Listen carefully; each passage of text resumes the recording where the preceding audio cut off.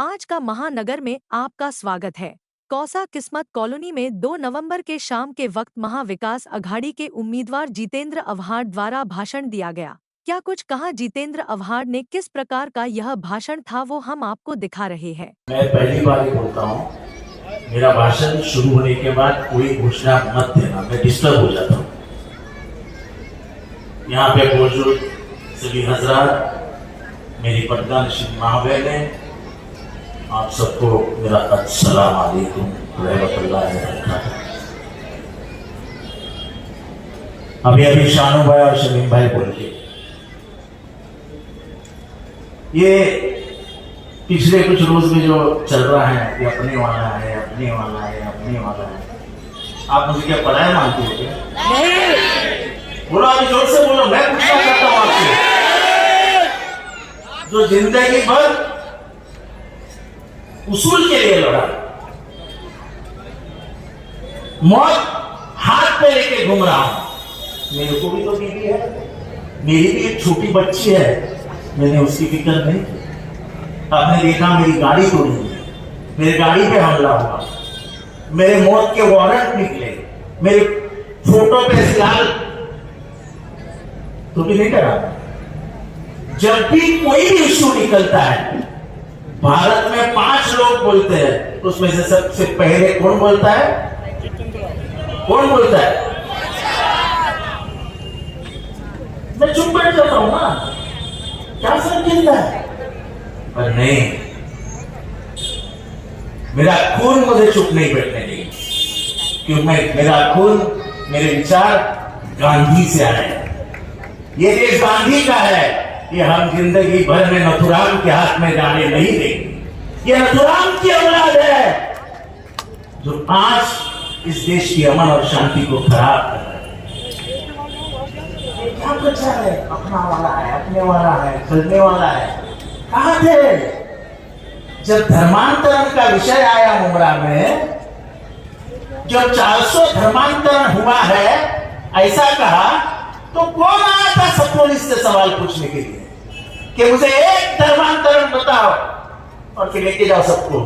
Police ने 24 घंटे में बयान वापस किया और कहा कि एक भी धर्मांतरण नहीं होगा, नहीं तो हमारे बच्चे 50 बच्चे उठाए जाते, यूपी में लेके जाती पुलिस, यूपी पुलिस, और उनके माँ बाप चक्कर लगाते। आज विशालगढ़ में क्या हुआ?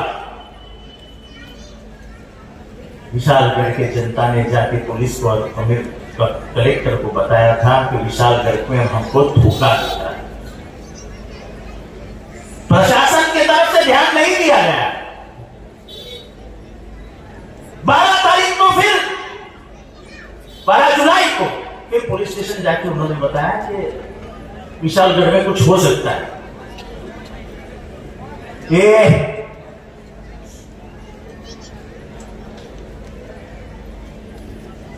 तो भी पुलिस ने ध्यान नहीं दिया, और उसी रात को 100 लोग, विशालगढ़ किसी ने देखा है? आपने देखा है? एक ही रास्ता है, एक, उसके अंदर नाके पे नाकाबंदी हो जाती तो कोई चढ़ पाता? पुलिस ने सबको ऊपर चढ़ने दिया। ऊपर चढ़ने के बाद उन्होंने दरगाह पे हमला बोल दिया, और दरगाह के ऊपर जो घुमट रहता है उसको तहस नहस कर, फिर नीचे उतरे, गजापुर के मस्जिद में घुसे, मस्जिद को तहस नहस कर दिया, हिंदुओं के घर लुटे। देखो, मैं हमेशा बोलता हूं, जब अतिरेकी कहा जाता है तो अतिरेकी को कोई धर्म नहीं होता है, कोई धर्म नहीं होता है। वैसे इन दरिंदों का कोई धर्म नहीं, कोई धर्म नहीं।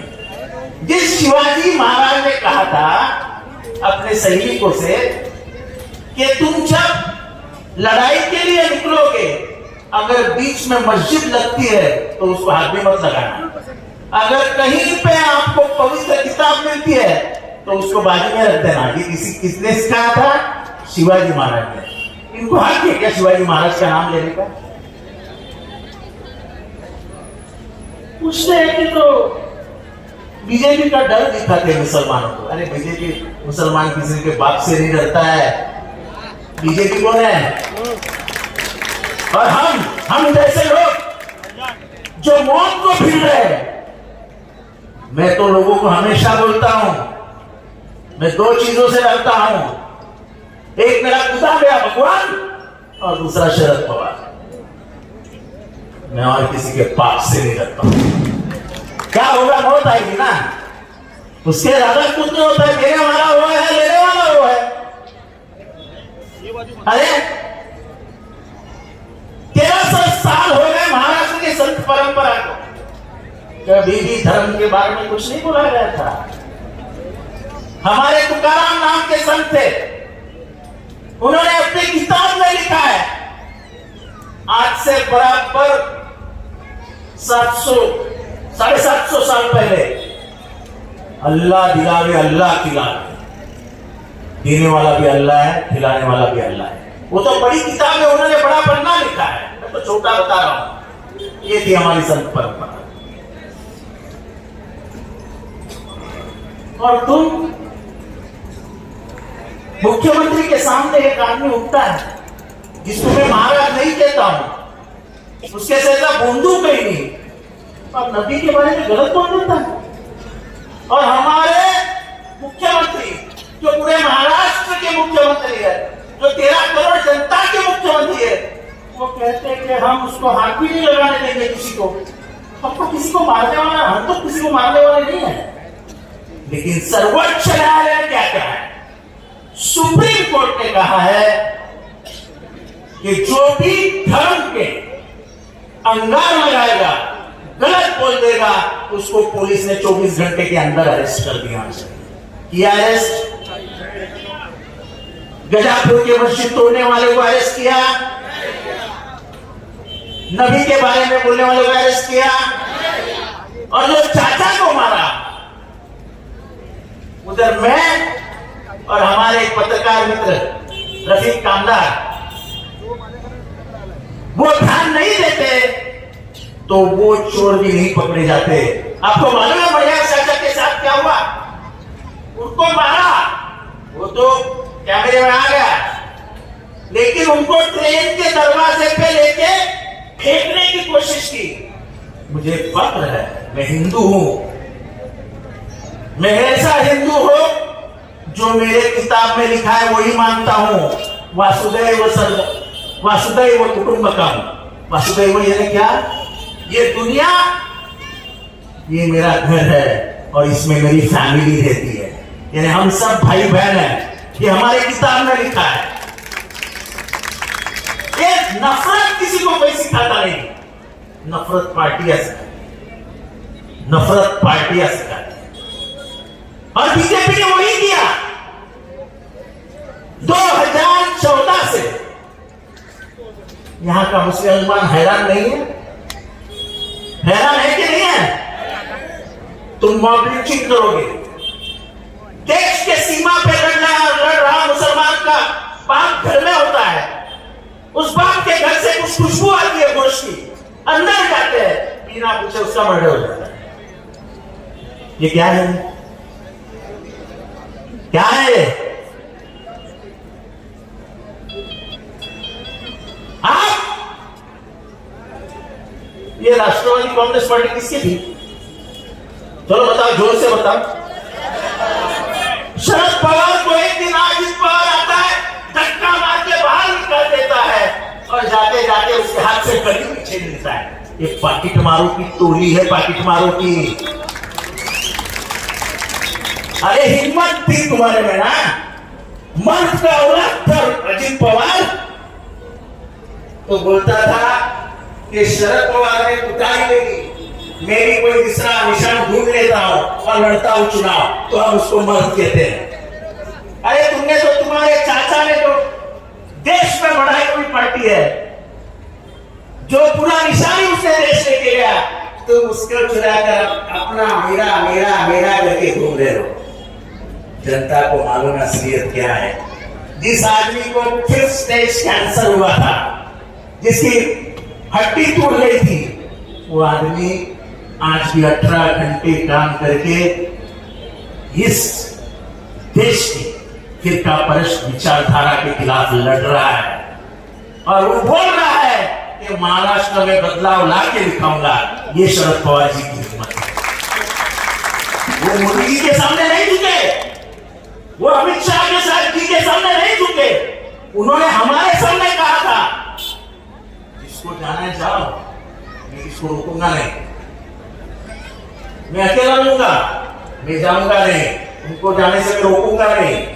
लेकिन मेरे लिए इतनी हिम्मत है कि मैं नौजवानों के बीच में जाके एक नया शरद पवार तैयार करूंगा जो महाराष्ट्र का नेता बन जाए। इसको बोलते हिम्मत। विकास तो मैं बात ही नहीं करता हूं विकास की। जिस रास्ते पे आप बैठे हो ये क्या है? ये क्या है? यही विकास है ना? किसने किया है? किसने लाया ये रास्ता किसने बनाया? ये रास्ता किसने बनाया? तो क्या होता है विकास? अंधा है क्या कोई? अंधा?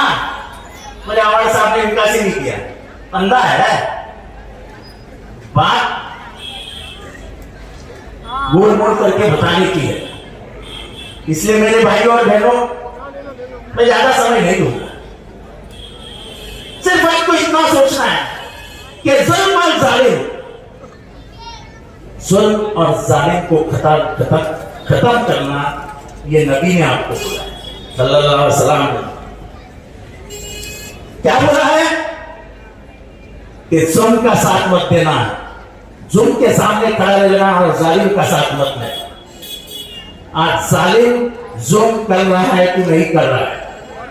मेरे को जोर से बोलो यार, तुम चाहते हो ऐसा बोल गया। तो जुल्म को खत्म करने के लिए, जालिम को खत्म करने के लिए आपके पास एक हथियार दिया है।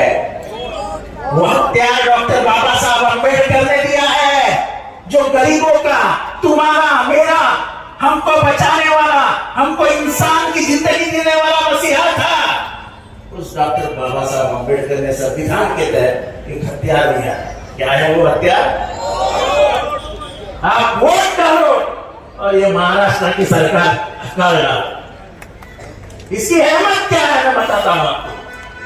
जिस दिन महाराष्ट्र सरकार गिर गई, जिस दिन महाराष्ट्र सरकार महाविकास आघाड़ी के हाथ में आ गई, महाविकास आघाड़ी ने सरकार बना ली, तो कसम से जितनी मेरी समझ है, 35 साल का तजुर्बा है, जिस दिन ये चुनाव का नतीजा आ जाएगा और महाविकास आघाड़ी की सरकार बन जाएगी, उस दिन से लेके 60 दिन में, ध्यान से सुनो, उस दिन से लेके 60 दिन में चंद्रबाबू नायडू और नीतीश कुमार मोदी को दिया जो समर्थन है वो वापस खींच लेंगे और ये सरकार वैसे ही।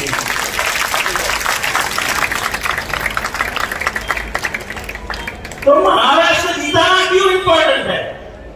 बेरोजगारी कहां पर है? बच्चों को बताओ, नौकरी मिलती है क्या? हमारी कंपनियां गुजरात को दी जाती है। हम पहले गर्व से कहते थे कि महाराष्ट्र दिल्ली से घबराता नहीं है, दिल्ली से टकराता है। अब तो दिल्ली छोड़ो, हम तो गुजरात के सामने ऐसा सर झुका के बात करते हैं। हमारे महाराष्ट्र की बेइज्जती हो गई, महाराष्ट्र की बेइज्जती हो गई। आज आपको मालूम है पुलिस है क्या? पुलिस किधर है?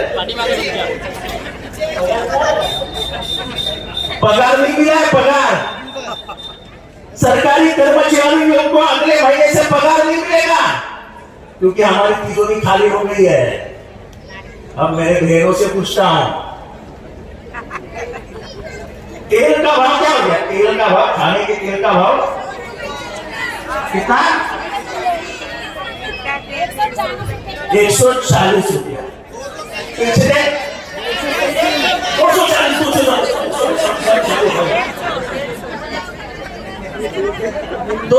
समझे जो हुआ। और मुझे इतना मालूम है कि पिछले 30 दिनों में 40 रुपये से भाव बढ़े।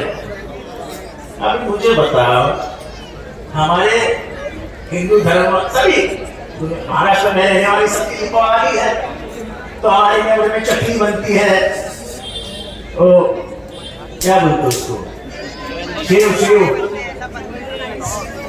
वो टीकी सेव बनती है, फिर कलची बनती है, फिर शंकरपारा बनता है, जो भी है, पर बेसन और दाल